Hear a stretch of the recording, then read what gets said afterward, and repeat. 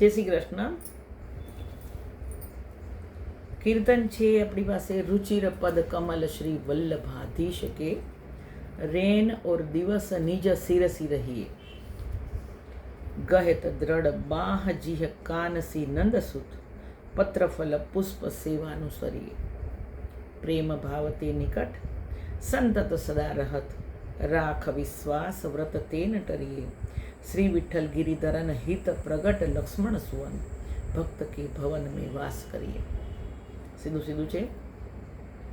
રુચિરપદ. રુચિરપદ કમલ શ્રી વલ્લભાધીશ.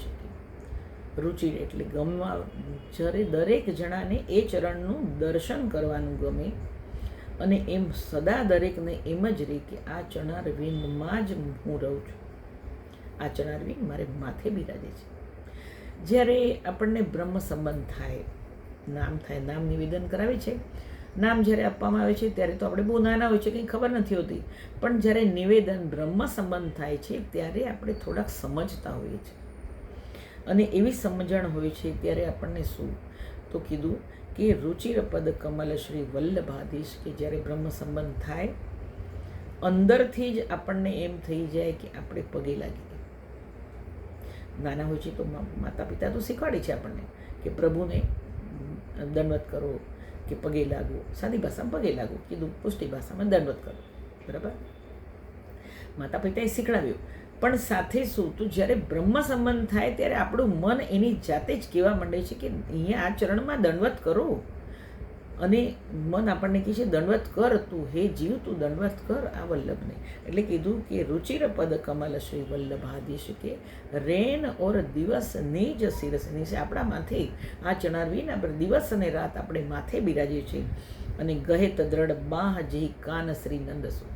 ગહેત એટલે પકડવું, દ્રઢ એટલે કડક રીતે, કઠણ રીતે છૂટી ન જાય એવી રીતના.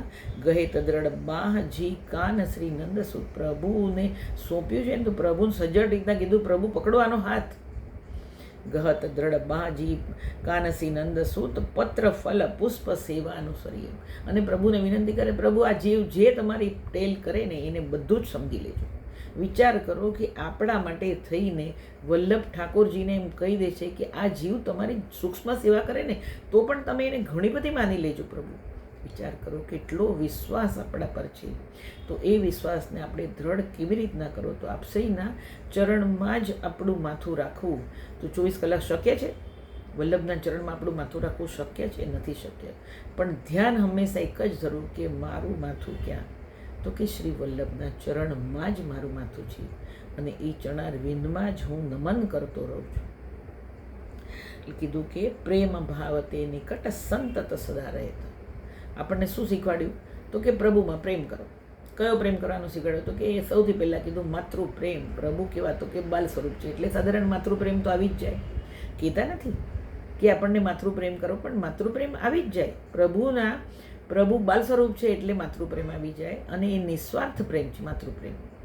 બીજું છે જેમ જેમ દિવસો જતા જાય, પ્રભુને ટેલ કરતા જેમ દિવસ જતા જાય, આખા વર્ષનો ક્રમ જુઓ તો એ ક્રમની અંદર આપણને લાગશે કે અરે હવે તો વસંત આવ્યું. વસંતમાં નાના બાળક સાથે રમત મસ્તી ન થાય, રંગ ન ઉડાડાય, એટલા માટે વસંતના દિવસોમાં ઠાકોરજી કહેવા તો સખ્ય ભાવ અને દોસ્તાર પર જે હકથી આપણે રંગ નાખી શકશું ને એ હકથી નાના બાળક પર ન રાખી શકીએ, એની સાથે ન રમી શકીએ.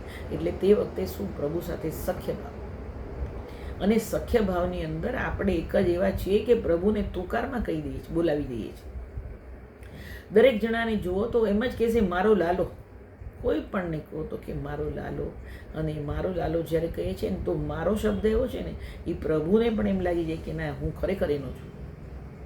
એટલે કીધું કે પ્રેમ ભાવ તે નિકટ સંતત સદા રહેત રાખ વિશ્વાસ વ્રત તેન. આ વિશ્વાસથી આપણે જરા ડગવાનું તો નહીં જ. પ્રભુ કોઈ વાર આપણી પરીક્ષા લઈ લે અને કોઈ એવું કામ હોય કે જે આપણને લાગે કે થઈ જશે પણ ન થયું તો આપણો વિશ્વાસ કેવો હતો કે હલચલ. મનુષ્ય છીએ એટલે આપણો વિશ્વાસ હલી જાય છે. પણ એ વખતે શું, તો કે વિશ્વાસ રાખવો, આપણા જ પ્રભુમાં વિશ્વાસ. અને કયા, તો કે એ વલ્લભે મને પધરાવી આપ્યા છે. રાખ વિશ્વાસ વ્રત તેન ટરીએ શ્રી વિઠ્ઠલ ગિરિધરાના હિત પ્રગટ લક્ષ્મણ સુવત.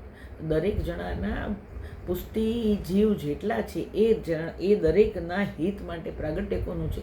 તો કે લક્ષ્મણ સૂતનું પ્રાગટ્ય છે. અને શું? તો કે ભક્ત કે ભવન મેં વાસ કરીએ. વલ્લભ કેવા? તો કે ભક્તના હૃદયમાં રહે છે. ઠાકોરજી કેવા? તો કે પ્રભુ આપણા હૃદયમાં રહે છે. અને આપણે કેવા? તો કે પ્રભુના હૃદયમાં રહીએ જ છે. કોશિશ કરજો. કોઈ વખત આપણને એમ લાગે કે મારા પ્રભુ ક્યાં છે, તો કે દરેક જણાના હૃદયમાં એક ખૂણો છે અને એ ખૂણામાં પ્રભુ પોતાનું આસન રાખીને બિરાજે છે. ક્યારે? કે આપણે સરખો પ્રેમ કરીએ ત્યારે. બાકી પ્રભુ એવા નવરા નથી કે કાંઈ નહીં, પણ આપણે પ્રભુને એવો બાળક સ્વરૂપનો, બાળક તરીકેનો પ્રેમ કરીએ છીએ. તો એ બાળક ક્યાં રહેશે? તો કે આપણે હૃદય સ્પર્શ કરીને જ રહેતું હોય છે. પ્રિયતમ પણ ક્યારે? અહીંયા પ્રિયતમ કયો છે? તો કે 3 થી 5 જ વર્ષનો પ્રિયતમ છે. તો એટલા માટે એ કેવો? તો કે આપણા હૃદયની પાસે રહે છે. બરાબર. મળીએ પછી એના પછીથી. જય શ્રી કૃષ્ણ. એના પછી મળીએ છીએ.